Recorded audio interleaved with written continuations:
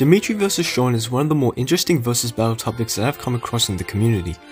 The reason why I like this topic is because to the average viewer, the winner is quite obvious, but when you go in depth, it becomes a much more complex topic, as it's the ultimate battle of pure skill versus pure strength. As usual, I'll be analysing the feats and scaling for both sides and then come to a verdict.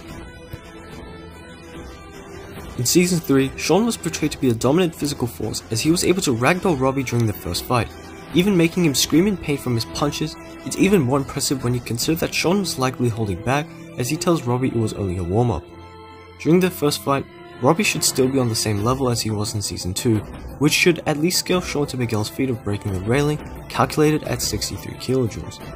As for Demetri, even in Season 4, he should be relative in strength to Robbie as he was able to stagger him even though his kick was blocked. In the official Cobra Kai guide, it stated that training makes fighters evolve, which is supported by various other sources. So the Robbie that fought Demetri should be stronger than the one who fought Shawn during their second fight. This would mean that Demetri is also as strong as Kyler, who was able to destroy 5 layers of concrete calculated at 100 kilojoules. In Season 5, Demetri only improves, and is able to deliver the final blow to knock out a stronger version of Kyler.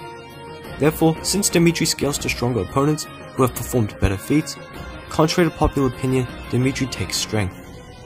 Da-eun's third law of motion states that every action has an equal or opposite reaction. Since Demetri can withstand the force of his own attacks without damaging himself, this law would mean that Demetri's durability is relative to his strength. This would also apply to Shawn, but to a lesser degree as his proportional strength is lower. The biggest advantage for Demetri in this fight is his superior skill due to his training in Miyagi-Do. While Shawn does possess some level of fighting skill given how well he did against Robbie, he mostly relied on his brute strength and likely hasn't received any actual training.